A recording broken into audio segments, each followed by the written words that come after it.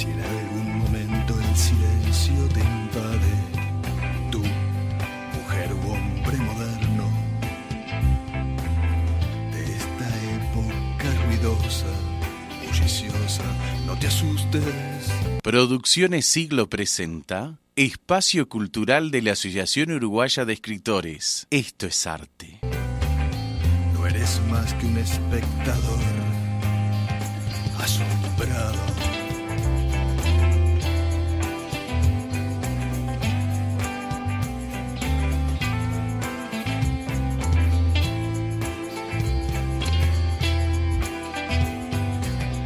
Amigos, estamos en la 88.7 FM Radio Ciudadela en Esto es Arte, programa de difusión cultural y destructurado de verano, que pertenece a AUDE, Asociación Uruguaya de Escritores del Uruguay, Asociación Uruguaya de Escritores. Mi nombre es Daniel Frandescorsi y junto a la periodista Nisa Todaro los acompañaremos en los próximos 60 minutos con una propuesta cuyo objetivo es resaltar cada semana a un artista nacional, actual o de nuestro pasado. En la cabina de control nos acompaña nuestro amigo el gran Roberto Lagarde. Sin él nada sería posible tampoco. Como parte del equipo de producción se encuentra Marta Estigarribia, Natalia González, Carlos Mazulo y Daniel Verdiel. Nuestra sede se encuentra en el Ateneo de Montevideo y la página web para que ustedes se comuniquen es audeuruguay.weebly.com y como les digo siempre, Weebly es W-B-Y. Y correo electrónico Asociación Uruguaya Escritores @gmail. Bien, tanto aquí .com, perdón. .com. Tanto aquí en la radio como en el Ateneo nosotros divulgamos distintas propuestas como ser presentaciones de libros, concursos literarios, exposiciones, talleres literarios, actuaciones musicales y poéticas, homenajes, viajes turísticos, literarios y culturales, cuando los hay. Que esperemos que este año haya una nueva propuesta como la hubo en los 2 años anteriores. Uh-huh. Bien, ahora vamos a los anuncios del día. Nisa, ¿qué tenemos? Bueno, este año, como les dije el programa pasado, habrá algunas variantes en nuestras reuniones, eventos, ciclos de lectura, pero le iremos informando, Daniel, sobre la marcha. Nuestras actividades en el Ateneo, por el momento, están en un breve receso y se inician en el mes de marzo. Tenemos el concurso que ya he anunciado, es el 5º concurso Carbono Alterado 2019, que es en Uruguay, el género es relato y está abierto para mayores de edad sin restricciones por nacionalidad o residencia. Es organizado por Ruido Blanco y Ediciones y el plazo para la recepción de los trabajos es hasta el 30 de abril. Este concurso es realmente importante porque es organizado por la Asociación Uruguaya de Escritores, AUDE. Es de narrativa también y la recepción de los trabajos es por correo electrónico. Finaliza el 31 de marzo. Les adelanto que habrá 3 primeros premios y la ceremonia de la entrega de los mismos está prevista en el marco del 70 aniversario de la institución. Pero entren a nuestra página web que ya están disponibles las bases para estos concursos. Les voy a continuar anunciando la exposición documental El Bajo desde sus orígenes hasta nuestros días, Memoria e Identidad. El Archivo Histórico de Montevideo invita a recorrer su espacio cultural, creo que no se lo pueden perder. Esta exposición es en el Museo Histórico Cabildo, en la calle Juan Carlos Gómez, 1362, de lunes a viernes de 12 a 18 y finaliza el 15 de febrero. Y la otra exposición que también ya les había anunciado es en el Teatro Solís, Los 7 pecados capitales a cargo del escultor Ramón Cuadra Cantera. Esta muestra culmina el 28 de febrero y se encuentra en la sala de exposiciones Estela Medina, que se la puede visitar de martes a domingo de 11 a 20 horas y también creo que esta no se la pueden perder. Bueno, hasta ahí van los anuncios, Daniel.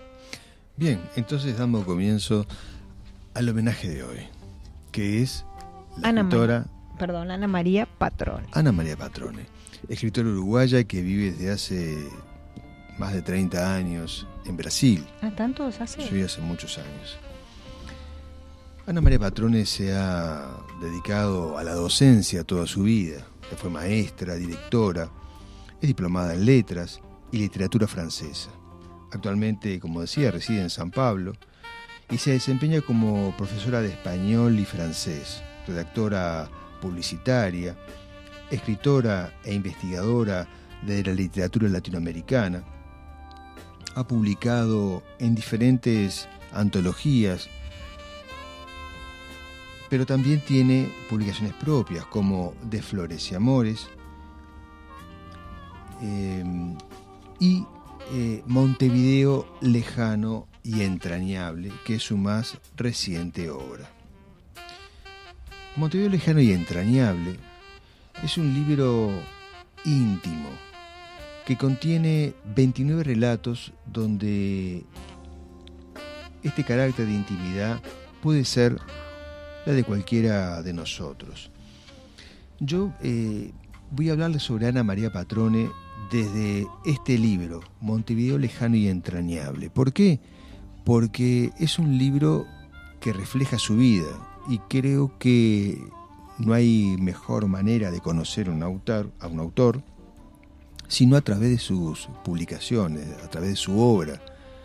Particularmente Ana María lo realiza desde este libro, Montevideo lejano y entrañable. Ella va contando su vida, lo que ocurrió a su alrededor, con las personas que conoció, pero también nos va pintando un Montevideo del pasado reciente que todos nosotros hemos vivido. Es un libro que está escrito en primera persona, pero sus personajes forman parte también de nuestra realidad, aunque sea de forma indirecta. Ella plantea situaciones que todos nosotros hemos de alguna manera tomado contacto con esa misma realidad. Hay relatos como La cuerda, que cuenta cómo, por ejemplo, su bisabuelo, al ver la tristeza de sus nietas por el fallecimiento de su padre, tuvo esa sensibilidad. Hay que ver que era una persona de otra época, ¿no? Pero ella logra captar esa tristeza y crea un juego con una cuerda que compra en una ferretería cercana e incorpora a unas vecinas que pasan a formar parte de su vida, parte de su familia, con aquel acto de sensibilidad que él tuvo. O sea, unió dos familias para el resto de sus vidas. Ese entramado social que las familias creaban antes y que hoy se va perdiendo poco a poco, ¿no? Ella resalta la figura protectora de los abuelos en otros relatos también, y se repite también algo que nos une desde este presente. También ella menciona a dos profesores, uno de inglés y otra profesora de historia, desde perspectivas muy distintas que más adelante les contaré. También ella hace referencia al señor Luis Patrone, que fue su bisabuelo, que compitió en las Olimpiadas de Berlín en 1932 en las regatas, allá en el fiordo de Kiel, donde navegó en el Yola Olímpica. Fueron años difíciles porque toda esa historia se desarrolló poco antes de que emergiera la Segunda Guerra Mundial.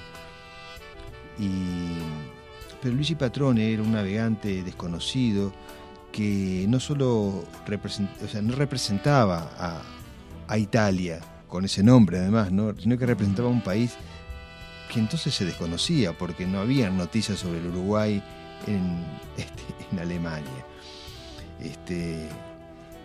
Fue un tema extraño y a la vez curioso.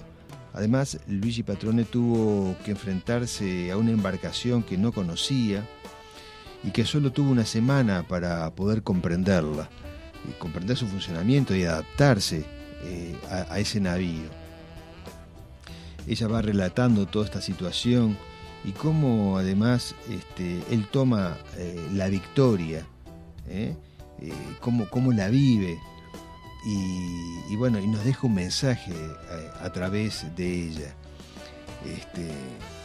porque para él era importante el estar llegando y no el competir. O sea, había otro sentimiento en todo esto. Montevideo lejano y entrañable continúa contándonos historias de vida y formando parte de ese entramado social que se compone también la vida de todos, ¿no? En el comienzo de este libro, Ana María Patrone nos narra el motivo de la obra y yo coincido totalmente con su manera de verla, porque la autora se propone escribir sobre todas aquellas personas que han tenido una razón particular en su vida y estos recuerdos que un día van a desaparecer, ella los escribe y los escribe con mucha dulzura, con mucha profundidad, donde su propuesta es que no pierdan ese brillo y se perpetúen y queden en sus nietos, en sus hijos, y creo que lo va a lograr porque se ha preocupado en entregarnos este libro realizado con mucha entrega y ha conectado a la familia, y ha conectado a los amigos, y ha conectado a esas personas que no formaron parte de la familia, pero las sanguíneas, pero fueron sentidas como tales. Entonces nos cuenta son momentos felices de su familia y anécdotas que a veces son tragicómicas, como mencionaba este profesor de inglés, que en un atardecer de julio, ¿sí?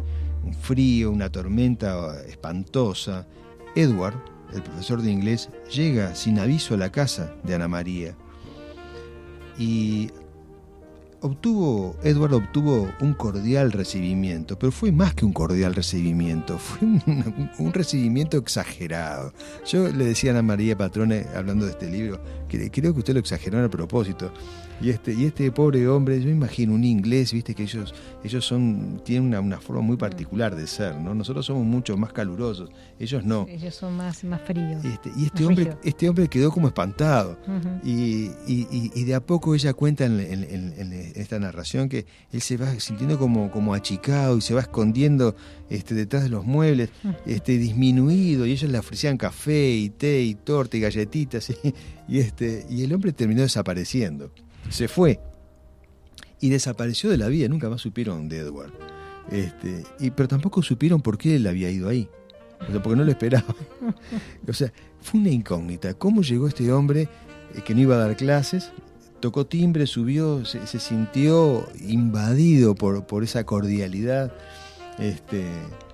y desapareció dejando esa incógnita que ella nos plantea desde este libro Montevideo lejano y entrañable. Pero también la autora nos acerca a situaciones extremas de la convivencia y expone el caso de su bisabuela, que no es el único caso. Guillermina Alvariza, un caso ayer también, pero hoy se ve de otra manera lo que es la violencia doméstica. Es una situación cruel, aberrante, donde creo que Guillermina logró, yo le decía a Ana María, proteger a la familia con un acto de valentía. Creo que la historia de la familia Patrone no sería la que hoy es, sino por su bisabuela. Ella, no quiero contar la historia, pero sí les voy a decir que fue una mujer que no imagino lo que vivió, porque fue una señora que Guillermina Alvariza vivió con un revólver en la sien muchas veces, porque en su segundo matrimonio, ese esposo, que no queremos nombrar tampoco, quería obligarla a que le dejara sus propiedades, sus tierras, y no le dejara nada a sus hijos. Pero ella se resistió, no se dejó amedrentar, y a costa de su vida logró salvaguardar lo que tenía en beneficio de la familia.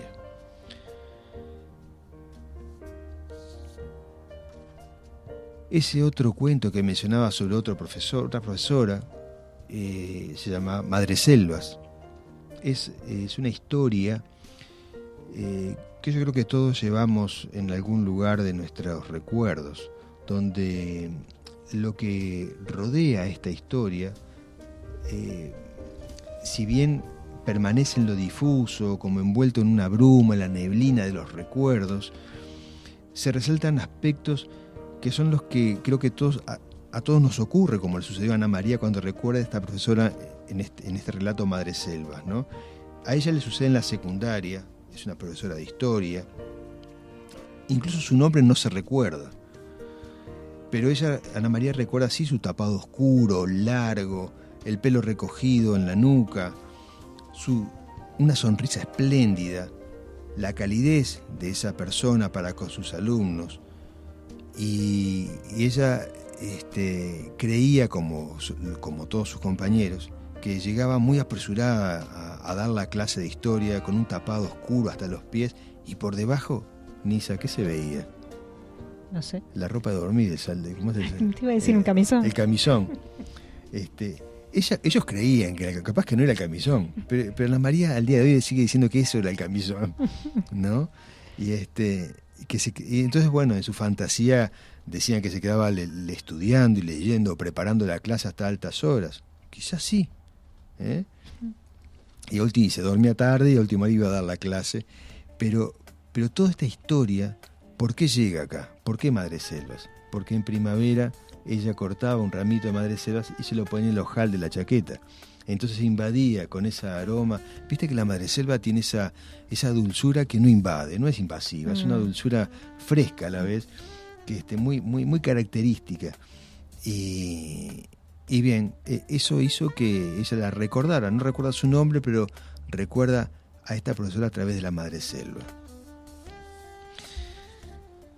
Hay otro relato también fuerte. Trato de ir contando uno y otro, uno fuerte y uno suave, como para ir hablando, porque, como decía al principio, ¿no? Estamos haciendo un homenaje a Ana María Patrone y la recordamos de sus historias, que son parte de su vida y la definen a ella como persona. Por supuesto.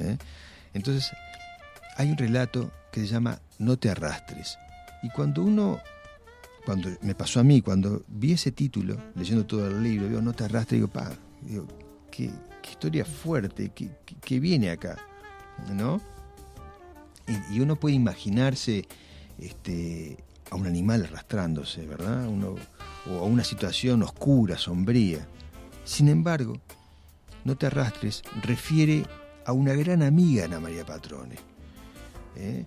Es la historia de Patricia, que es una experiencia de vida que creo que uno no puede calificar, ¿no? O sea, uno conoce a muchas Patricias, pero uno no puede colocarse en esa vida, porque ella vivió su vida en una silla de ruedas. Y pese a lo que uno puede entender que no es una vida plena, a lo que uno puede entender que es una vida de sufrimiento, una vida con muchas limitaciones, Patricia era feliz. Ella vivía con una sonrisa en la cara, era positiva, ella salía, se ponía linda y salía de noche y conducía su propio auto. Hablo de hace muchos años atrás, ¿no? Esto no es de ahora, ¿no? Ella conducía su auto y cuando llegaba a algún lugar le pedía a alguien que pasara, que le abriera la cajuela. Era otra época también, ¿no? Que le abriera la cajuela, que sacara la silla, le pusiera la silla al lado del auto. Ella saltaba desde el auto a la silla de rueda y ahí se manejaba. Entonces ella en esta historia llega a la casa y todos sabían que cuando Patricia estaba afuera, había que sacar la llave de la cerradura para que ella pudiera entrar. Pero bueno, la empleada que había entonces era nueva y no tuvo no tuvo en cuenta que eso iba a pasar, y la llave quedó puesta adelante y atrás. Entonces ella estaba afuera. Y ella no tocó timbre para no molestar a nadie porque era ya muy tarde. Y así bonita como estaba, se fue por el lado de atrás y se arrastró, llevando la silla consigo, subiendo escaleras de mármol, y siguió sin tocar timbre, tratando de querer entrar a la casa. Hasta que, bueno, su hermana menor se da cuenta y baja y le abre.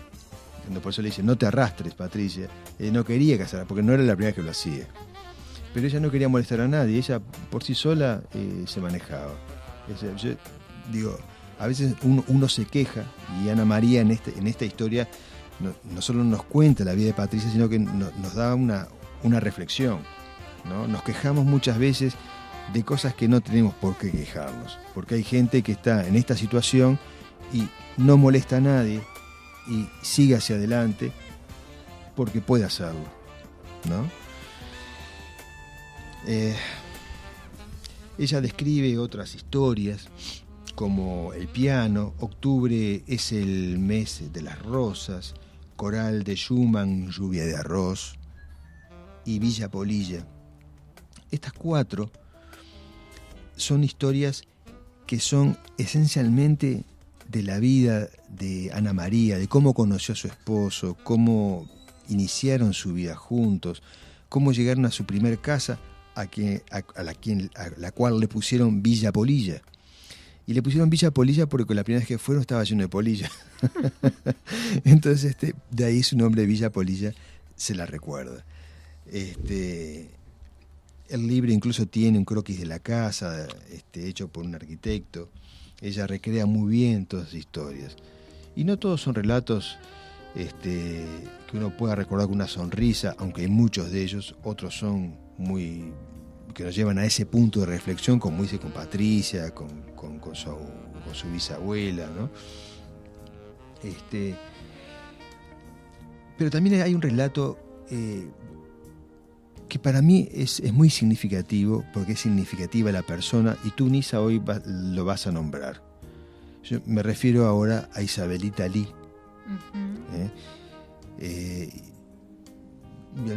Isabelita Lee era Isabel Marrero. ¿Tú lo sabes, Nisa? No. Isabel Marrero fue una de estas personas que llega a la vida de Ana María Patrone, y con esto yo hablo de quién es Ana María Patrone. Es una de estas personas. Ella llegó a trabajar a la casa como doméstica, ¿no? Pero con Isabelita Lee comienza una relación profunda de amistad, donde Ana María lee un libro de García Márquez o de Borges y se lo pasa a ella, y ella lo lee, a Isabelita Lee lo lee, lo discuten, entran en ese diálogo literario y construyen una amistad. Isabelita Lee es la segunda al mando en la casa, digamos, ¿no? Y logra Isabelita Lee querer a los hijos de Ana María como hijos propios, ¿no? Y así crecen todos, y así se desarrolla esa gran amistad, siempre ella con mucho respeto. Isabelita Lee, una persona muy contemplativa, muy educada, en silencio, que se sentaba al final de su día a tomar mate y mirar el cielo, las flores, en un silencio muy reflexivo, introspectivo, y los acompaña, y tiene un final muy trágico, porque a veces la vida nos pone en esa situación que quizás todos podemos llegar a vivir, ¿no? Esos finales que uno dice, pero ¿por qué una persona así como Isabelita Lee tuvo ese final? ¿Por qué ese final tan duro? Uh-huh. Pero Ana María la rescata en este libro. Sabes que Ana María, con respecto a Isabelita Lee, me me dice que la vida fue muy perversa con esta chica, Claro. que era excelente, Sí. era una excelente persona. Bueno, Daniel. Tú no vas a hablar de ella. No sé cómo estamos de tiempo. Un ratito más seguimos, entonces.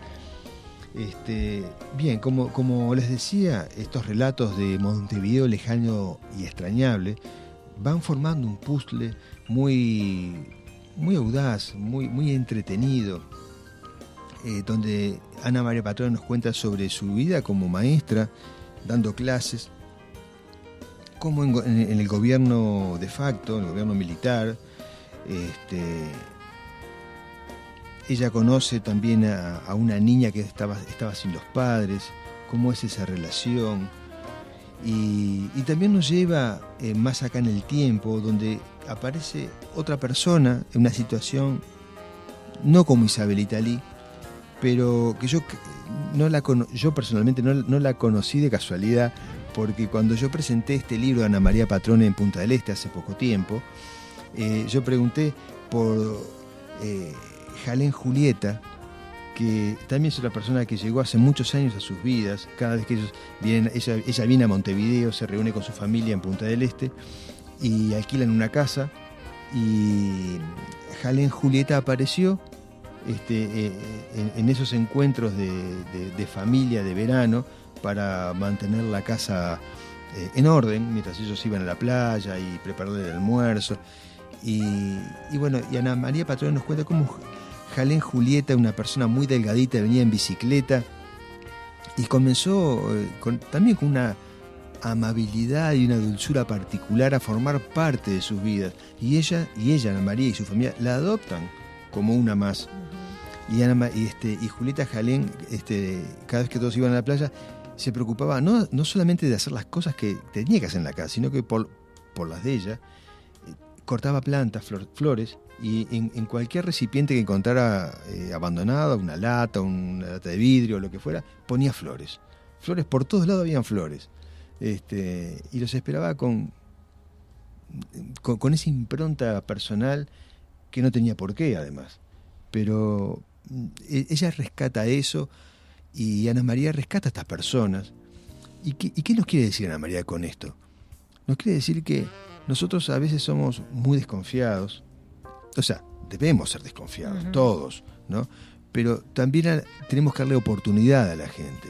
También tenemos que tener esa cuota de corazón, de conocer al otro, de tratarlos como iguales, porque somos todos iguales, más allá de diferencias sociales, porque la vida nos coloca a todos en diferentes roles, en diferentes situaciones, pero todos somos humanos peleando en esta vida. Y Ana María rescata eso, la esencia del ser humano. Ella no discrimina, ella creo que tiene mucho amor para dar. Y si hacemos un homenaje, como en el programa anterior hicimos de Marta Estigarribia, Marta, Ana María, son personas que dan más de lo que mucha gente da. Y lo que da es amor, lo que da es comprensión, lo que dan es una oportunidad, lo que dan es un abrazo. Y eso vale más que muchísimas otras cosas. Eso. Entonces, cuando hablamos de hacer un homenaje, tenemos la suerte, como decía en el programa anterior, tenemos la suerte de conocer a estos autores y poder explayarnos un poco más sobre algo que quizás otros también lo hicieron, pero no tenemos esa documentación. Y creo que, bueno, en el balance de nuestros homenajes literarios, este año vamos a hacer esta suerte de ejercicio de homenajes en el que podemos extendernos y contar un poco más de la persona, más allá de lo literario, porque confluyen ambas cosas, persona y literatura. Bien, Montevideo lejano y entrañable nos cuenta sobre la vida, sobre una biografía realizada en vida por su propia autora. Así que bueno, creo que podemos ir allá ahora sí al primer corte, y nos vamos con una canción de Eduardo Mateo, en esta oportunidad una interpretación de Diane Denoir, una gran amiga de Eduardo Mateo, que nos interpreta esta tristeza.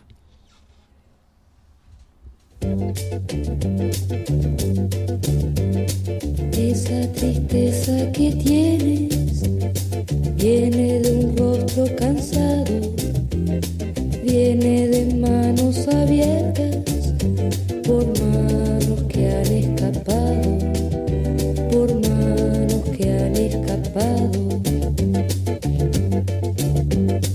Esa tristeza que cuelga donde termina tu pelo, viene de un mar que ha secado mientras soñabas anhelos, mientras soñabas anhelos.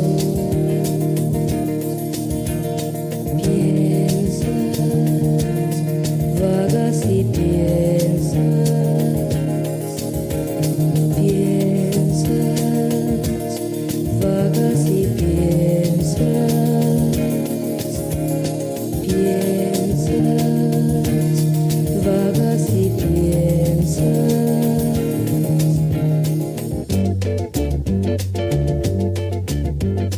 Yo sé muy bien lo que tienes, hay en tu vida un pasado, polvo que el viento no lleva, son tus recuerdos malos, son tus recuerdos malos.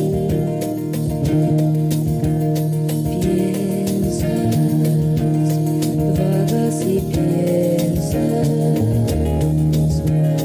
piensas, vagas y piensas, piensas, vagas y piensas.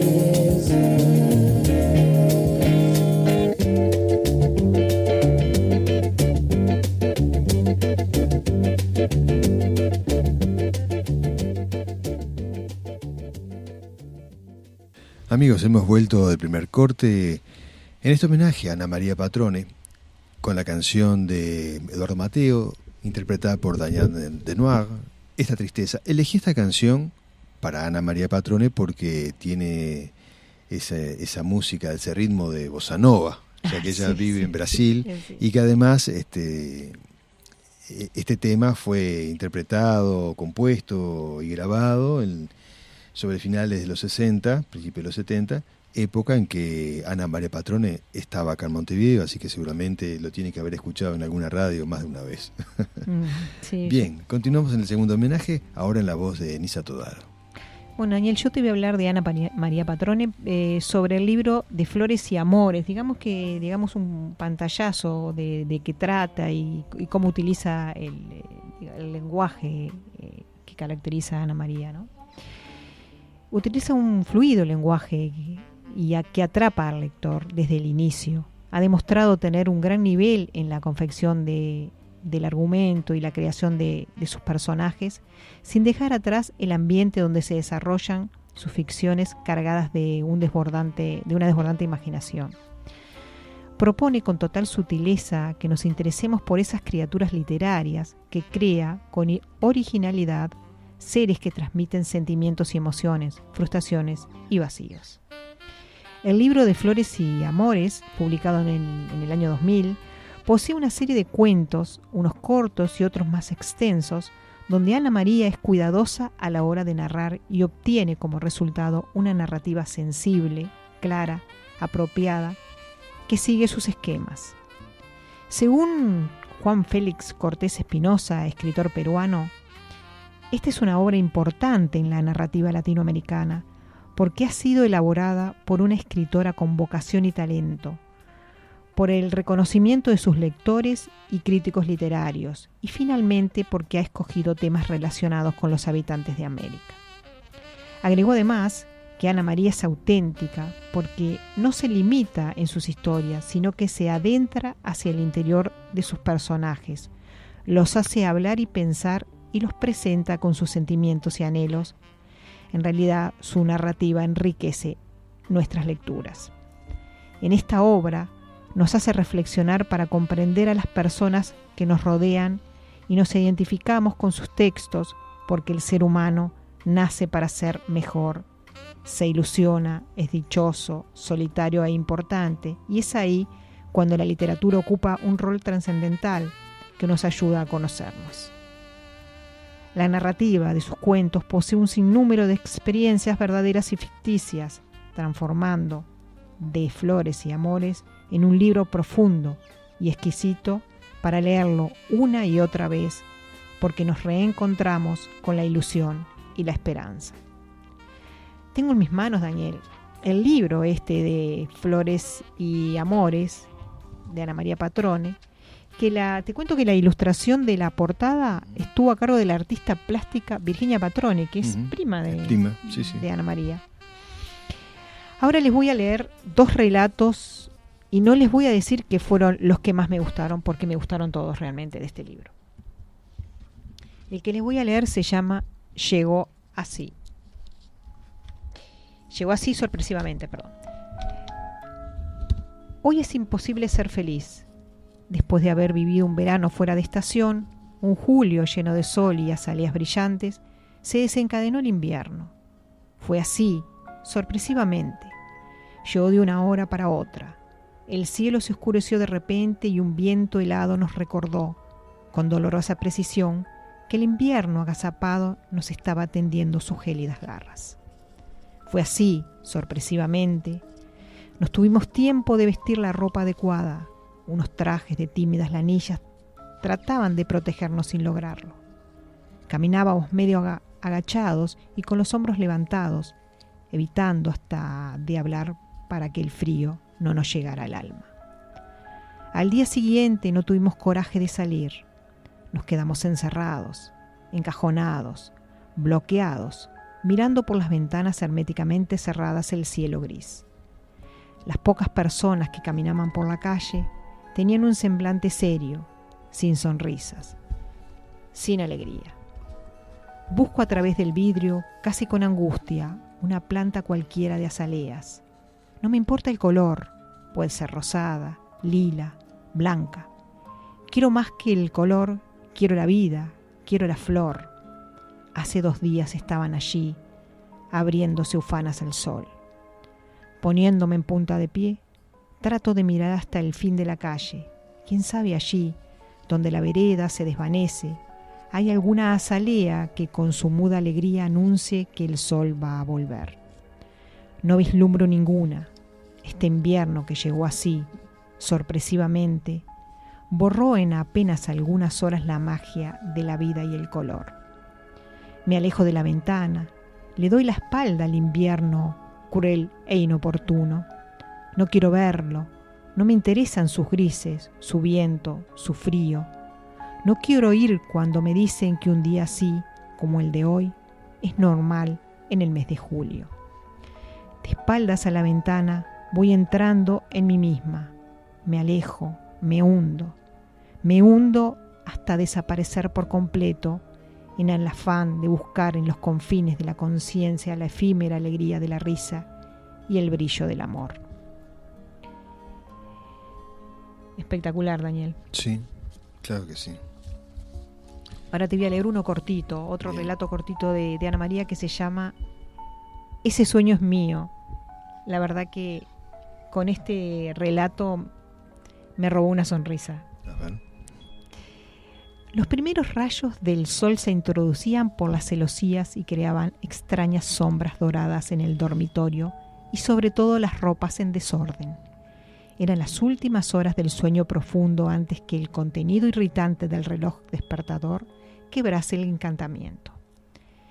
Estaba aún profundamente dormido cuando su esposa lo sacude con furia, al mismo tiempo que le dice en el colmo de la indignación: «Soñé que estaba felicísimo en la cama con aquella bruja». Aún no se había repuesto del abrupto e imprevisto despertar, pero ni sabe cómo logró responderle, con los ojos entrecerrados, esforzándose por entender el ocaso del descanso y la inconsciencia. «Vamos a hacer un pacto. Tú soñas tus sueños, que yo sueño los míos, y que esta sea la última vez que a ti se te ocurre soñar mis sueños». La verdad que me encantó este relato. Bueno, Daniel. El último de este libro, ¿no es Feliz Navidad? Feliz Navidad. Te digo. Feliz Navidad. Es el penúltimo. El penúltimo.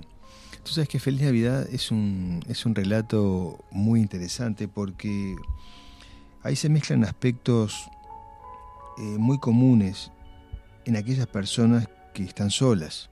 Uh-huh. Y hay mucha gente sola, hay mucha gente que la pasa mal en Navidad.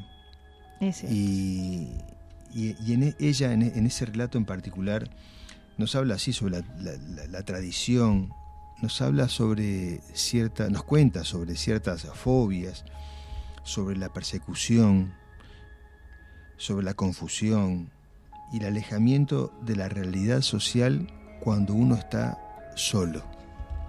Y cómo ese sentimiento se acrecienta en esa situación que la Navidad confluye tanta emoción, tanta carga a través de los años, que en personas mayores eso es como que se amplifica. Ella lo relata muy bien en ese relato. Sí, sin duda, sí.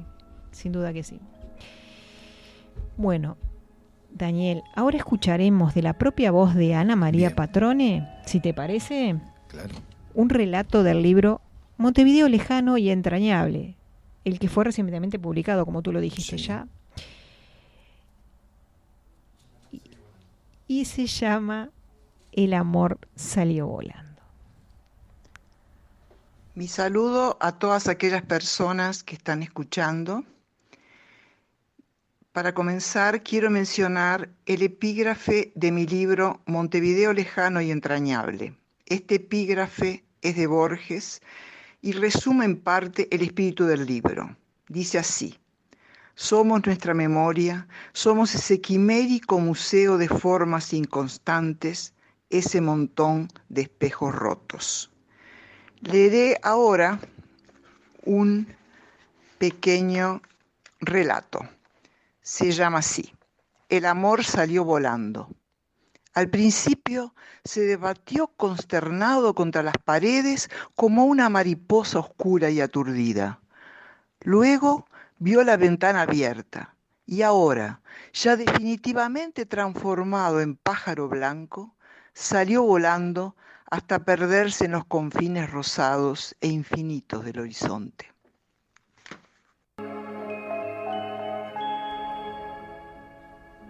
Muy lindo realmente. Pero ahora tenemos otro relato para que escuchen, y es el de Isabelita Lee, Daniel. Lo traje también. Me lo mandó Ana María. Qué sorpresa. La verdad que sí, esa no la sabías. No, claro que no. ¿Podrás, Roberto, ponernos a Isabelita Lee? Quiero saludar desde San Pablo, Brasil, a quienes me están escuchando. Soy Ana María Patrone y leeré, por un tema de falta de tiempo, solo el comienzo de un relato de mi libro Montevideo lejano y entrañable. El relato se llama Isabelita Lee y es una historia real como todas las que componen el libro. Isabelita Lee es alguien a la cual la vida le tendió una trampa. El relato comienza así. Cuando Isabelita comenzó a trabajar en nuestra casa de Montevideo, que aún hoy es recordada como Villa Polilla, tenía solo 25 años y venía del departamento de Rivera, casi en la frontera con Brasil. Tenía un aspecto frágil, piernas largas y delgadas, y usaba unas polleras escocesas bastante cortas. El pelo lacio y negro le llegaba a los hombros, ojos grandes del mismo color y una nariz fina, aguileña y un poco prominente. Fumaba bastante y se sorprendió al saber que yo no lo hacía. No le gustaba cenar, pero al caer la tarde se sentaba a tomar mate y comer pan con manteca en la cocina de Villa Polilla. Cerraba las persianas que daban a un pequeño balcón que hasta tenía un banco de ladrillos para sentarse y ver las estrellas. Pese a las persianas de madera verde oscura, parcialmente cerradas, entraba el sol caliente y amarillo de la tarde. Ella se sentaba en uno de los silloncitos grises que había en la cocina. Tomaba mate callada, con la mirada perdida y envuelta en sus pensamientos. A veces el sol la cubría.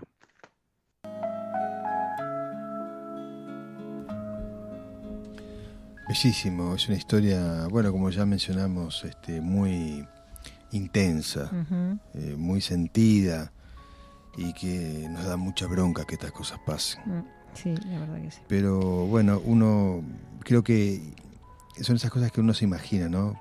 Afortunadamente Isabelita Lee se encontró en algún momento de su vida con alguien como Ana María Patrone y felizmente, y logró escribir esta historia que, aunque muy, muy amarga, no la deja morir, no la deja en el olvido. Vivirá por siempre.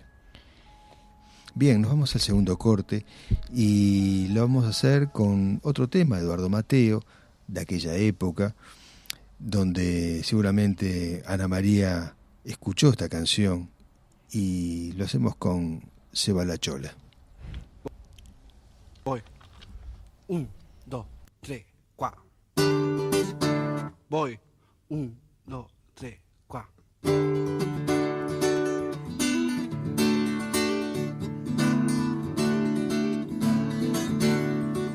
Se va la... Arranco. 1, 2, 3, 4. Taquero. Voy. 1, 2, 3, 4.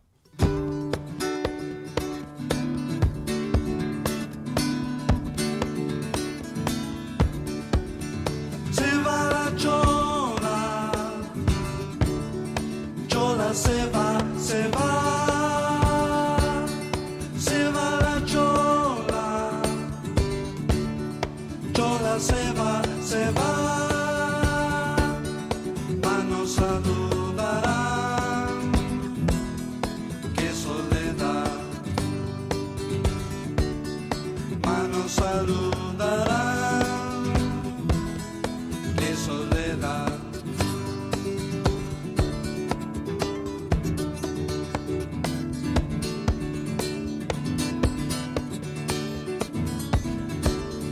Alguien la llora, quien llora está. Alguien la llora, quien llora está. Los dos están muy mal, qué soledad. Los dos están muy mal, qué soledad.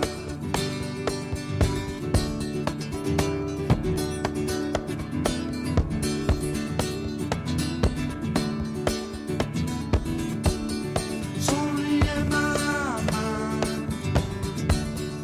besos y lágrimas. Sonríe mamá, besos y lágrimas. La chola se le va, qué soledad. La chola se le va, qué soledad.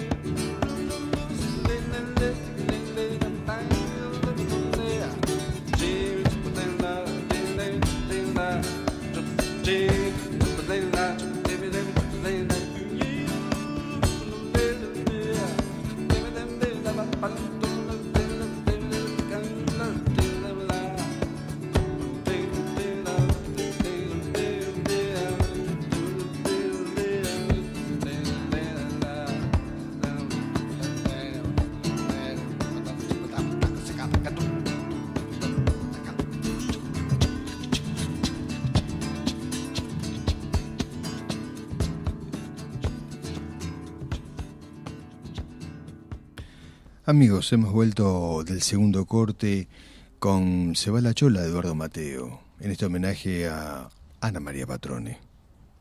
¿Cómo seguimos, Nisa?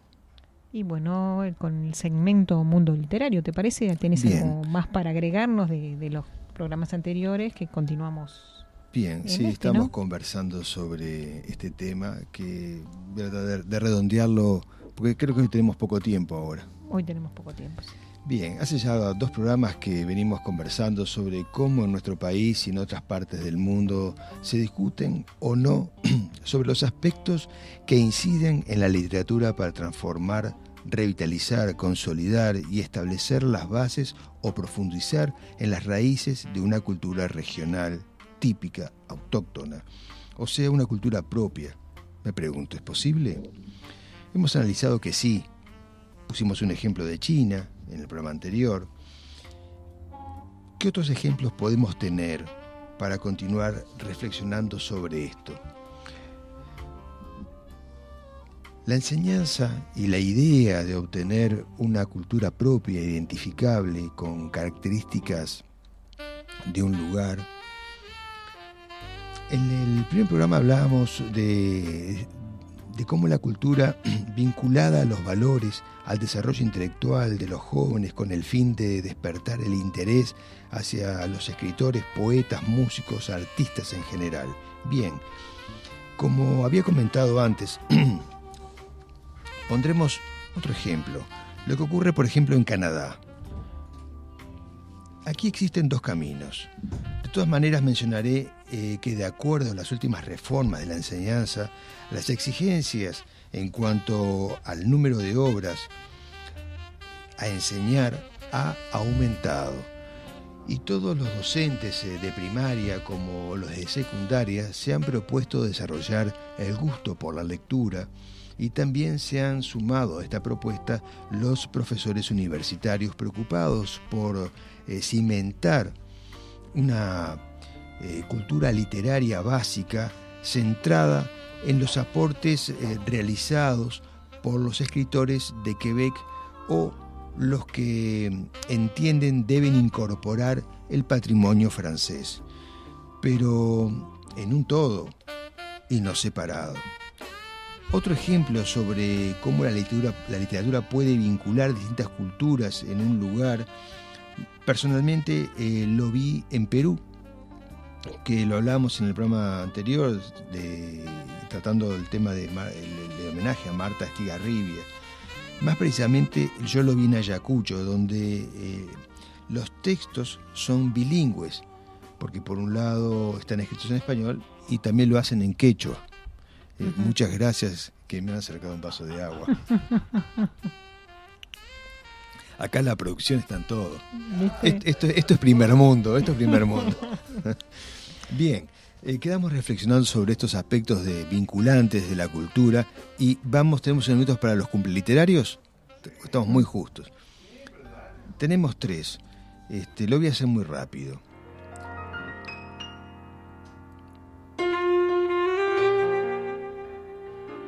Hoy homenajeamos en enero a Derek Walcott, a Lewis Carroll y a un escritor, uno de los preferidos de Nisa Todaro, Yukio Mishima, un escritor japonés, escritor de culto además.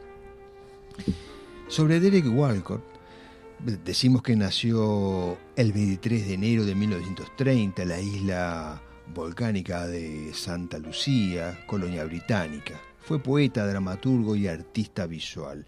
Estudió en la Universidad de Jamaica y a los 18 años publicó su primer poemario, que con los años se transformó en una de las voces más importantes de la poesía caribeña, además. Voy a cortar un poco todo esto porque tenemos otros contenidos. Lewis Carroll nació también el 27 de enero de 1898 en el Reino Unido. Su verdadero nombre fue Charles Letwin Dodson. Sus obras más conocidas fueron Alicia en el País de las Maravillas y A través del espejo y lo que Alicia encontró allí. Nos está visitando casualmente Esther Ferreira, nuestra anterior también operadora, que le decimos adiós Esther. Hoy estamos todos. Amante del teatro, Lewis Carroll, y de la fotografía, tuvo su propio estudio fotográfico y se destacó por ello. La mayor parte de su magnífica obra lamentablemente se ha perdido. También se dedicó a estudiar matemáticas y geometría, sobre los cuales también escribió y elaboró distintas teorías, como por ejemplo la teoría del silogismo, algo muy interesante. Y bueno, y ahora el tercer homenajeado del Cumpleaños preferido de Misato Daro es Yukio Mishima, que nació en Tokio el 14 de enero de 1925. Fue poeta, novelista, ensayista y crítico japonés, considerado uno de los escritores más grandes de Japón, candidato al Premio Nobel de Literatura de 1968. Una de sus obras más conocidas es Confesiones de una máscara. Comenzó a escribir también muy joven y alcanzó el éxito a los 24 años con esta novela, con Confesiones de una máscara.